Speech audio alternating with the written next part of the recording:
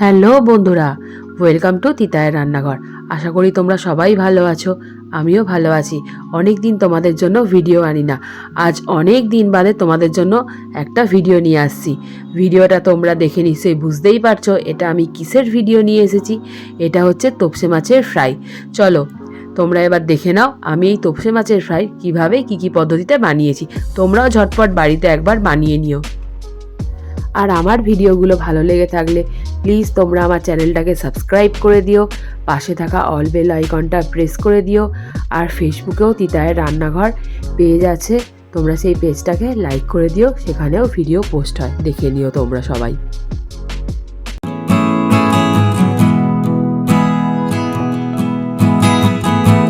প্রথমে আমি একটা মিক্সিং জার নিয়ে নিয়েছি, এর মধ্যে দিয়ে দিলাম 8 থেকে 10টা কাঁচা লঙ্কা। এরপর দিয়ে দিলাম 1 কাপ মতন পুদিনা পাতা, তারপর দিয়ে দিলাম 1 কাপ মতন ধনিয়া পাতা। এরপর এর মধ্যে দিয়ে দেবো পরিমাণ মতন জল। এরপর ঢাকা এঁটে এটার পেস্ট বানিয়ে নেবো একটা। পেস্টটা যেন একদমই পাতলা না হয়, কাদা কাদা হয়। তোমরা দেখে নাও পেস্টটা বানানো হয়ে গেছে। পেস্টটা ঠিক আমি কীরকম বানিয়েছি, এইরকম কাদা কাদা মতন বানিয়ে নিতে হবে পেস্টটা। এরপর তোপসে মাছের ফ্রাই বানাতে যে যে উপকরণগুলো লাগবে সেইগুলো আমি সবটাই নিয়ে নিয়েছি। প্রথমে নিয়ে নিচ্ছি আদা রসুনের পেস্ট। এখানে আমি আদা রসুনের পেস্ট নিয়েছি 2 টেবিল চামচ। এটা হচ্ছে পুদিনা পাতা, ধনে পাতা, কাঁচা লঙ্কার পেস্ট, এটাও নিয়েছি 4 টেবিল চামচ। এটা হচ্ছে একটা গোটা পাতিলেবুর রস। আর এখানে নিয়ে নিয়েছি স্বাদ মতো নুন। আর এই বোলটার মধ্যে রয়েছে কর্নফ্লোর আর ময়দা। কর্নফ্লোর আমি নিয়েছি 1.5 কাপ আর ময়দাও নিয়েছি 1 কাপ। দুটোকে ভালোভাবে মিক্সড করে নিয়েছি। এরপর চলে আসছি বেসনে। এই বোলটার মধ্যে রয়েছে বেসন। এখানে বেসন আমি নিয়েছি 1.5 কাপ।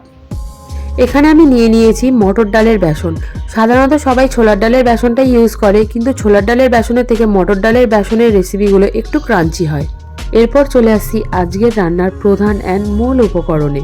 এটা হচ্ছে তোপসে মাছ। তোপসে মাছটা বাজার থেকে আনার পরে ভালোভাবে আমি ধুয়ে নিয়েছি।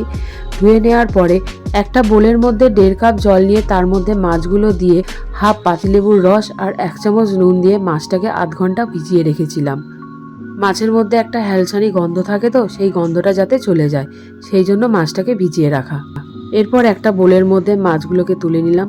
তারপর এর মধ্যে দিয়ে দিলাম পাতিলেবুর রস। পাতিলেবুর রসটা ভালোভাবে মাছের সাথে মিশিয়ে নিচ্ছি।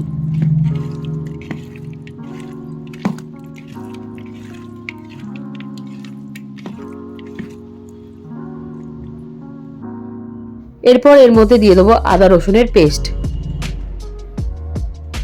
এরপর দিয়ে দেবো স্বাদ মতন নুন। এরপর দিয়ে দেবো পুদিনা, ধনেপাতা, কাঁচা লঙ্কার পেস্ট।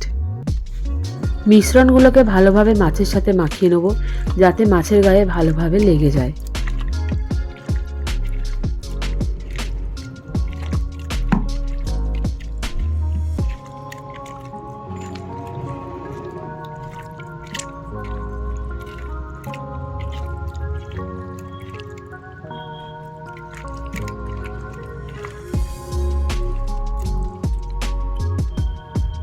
মাছটাকে এরপর 1 ঘন্টা রেস্ট করতে দেবো যাতে এই মিশ্রণের টেস্টগুলো, ফ্লেভারগুলো মাছের মধ্যে ভালোভাবে ঢুকে যায়। তবেই তো খেতে টেস্টি হবে, বলো বন্ধুরা।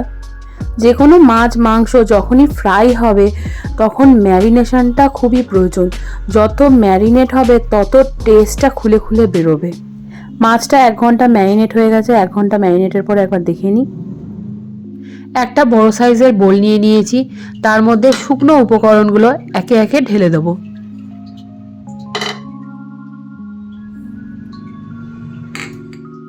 দু চিমটা বেকিং সোডা নিয়েছি, সেটা এর মধ্যে দিয়ে দিলাম। আর নিয়ে নিলাম হচ্ছে গোলমরিচ গুঁড়ো। গোলমরিচ গুঁড়ো আমি এখানে নিয়েছি হাফ টিস্পুন। এরপর এর মধ্যে অল্প অল্প করে জল মিশিয়ে একটা থিক ব্যাটার বানিয়ে নেব। একেবারেই কিন্তু বেশি জল দিয়ে দেবো না, অল্প অল্প করে জল দিয়ে দিয়ে ঠিক ব্যাটারটা বানাবো।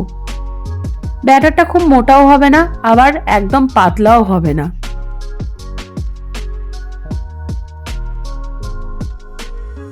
ভালোভাবে ব্যাটারটাকে ফাটিয়ে নেব। দেখতেই পাচ্ছ তোমরা আমি যেভাবে ফাটাচ্ছি, তোমরাও ঠিক এইভাবে ফাটিয়ে নেবে। আর এর মধ্যে যেন হালকা হালকা বাবলস আছে সেটা একবার দেখে নেবে। ব্যাটারটার থিকনেসটা নিশ্চয়ই দেখে তোমরা বুঝতে পারছো।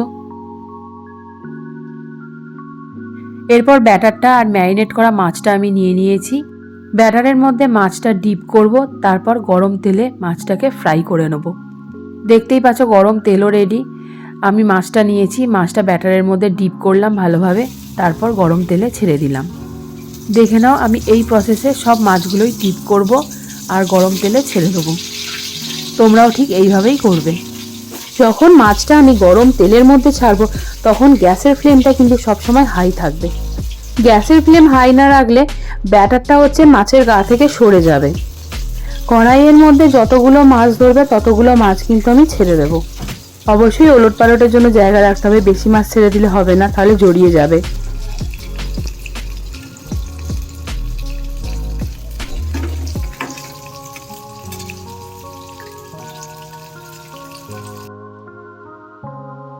মাছগুলোর এক পিঠ ভাজা হয়ে গেছে। এবার মাছগুলো আস্তে আস্তে ধরে ধরে উল্টে দেবো, যাতে আর এক পিঠটাও ভাজা হয়ে যায় ভালোভাবে। মাছগুলো সব উল্টানো হয়ে যাওয়ার পরে গ্যাসের ফ্লেমটা কিন্তু আমি মিডিয়াম করে দেবো। এরপর মাছটা পুরোটাই মিডিয়াম ফ্লেমের মধ্যে হবে।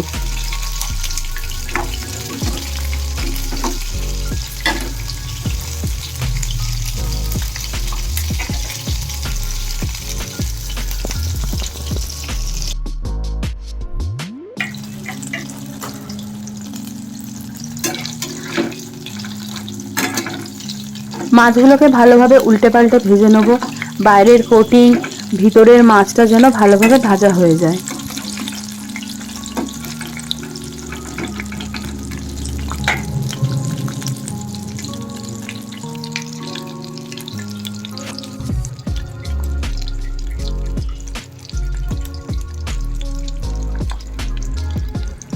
তোপসের ফ্রাইগুলো প্রায় আমার ভাজা হয়ে এসেছে। দেখতেই পাচ্ছ খুব সুন্দর কালার এসেছে, একটা গোল্ডেন ব্রাউন সুন্দর একটা কালার এসেছে। আর গন্ধটা অতুলনীয় সেন্ট ছাড়ছে, মানে দারুণ একটা সুন্দর সেন্ট ছাড়ছে। মনে হচ্ছে যেন এক্ষুনি গরম গরম তুলে খেয়ে নি আর কি।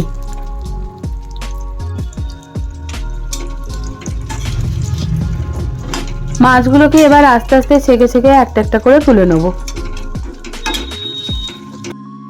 আর অপেক্ষা করতে পারছি না, এবার সবাই খাওয়ার জন্য উঠে পড়ে লেগেছে। গরম গরম মুচমুচে তোপসে ফ্রাই। তোমাদেরকে তোপসে ফ্রাইগুলো ভেঙে দেখাবো যে তোপসে ফ্রাইগুলো কতটা ক্রাঞ্চি হয়েছে।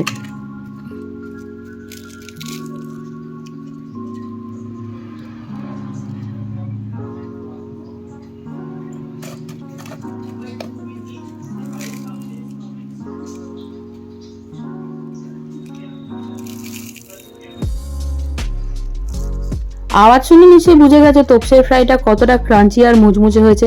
টেস্টও হয়েছে মারাত্মক, দারুণ খেতে হয়েছে। তোমরাও বন্ধুরা ঝটপট একদিন বাড়িতে বানিয়ে ফেলো তোপসে মাছের ফ্রাই, আর আমাকে কমেন্টে জানিও যে তোমাদের তোপসে ফ্রাইটা এরকম ক্রাঞ্চি আর মুচমুচে হয়েছে কিনা। আর একটা জিনিস হলো, আমার রেসিপির ভিডিওগুলো যদি তোমাদের ভালো লেগে থাকে তো প্লিজ ঝটপট তোমরা আমার চ্যানেলটাকে তিতায়ের রান্নাঘর সাবস্ক্রাইব করে ফেলো, পাশে থাকা অল বেল আইকনটা প্রেস করে ফেলো, আর লাইক শেয়ার করতে যেন ভুলো না। ফেসবুকে তিতায়ের রান্নাঘর পেজটাকে যেন লাইক করতে ভুলো না, ঝটপট লাইক অ্যান্ড ফলো করে দিও। তাড়াতাড়ি তোমাদের জন্য আর একটা রেসিপি নিয়ে চলে আসবো। তোমরা সবাই আমার সঙ্গে থেকো অ্যান্ড পাশে থেকো। Thank you.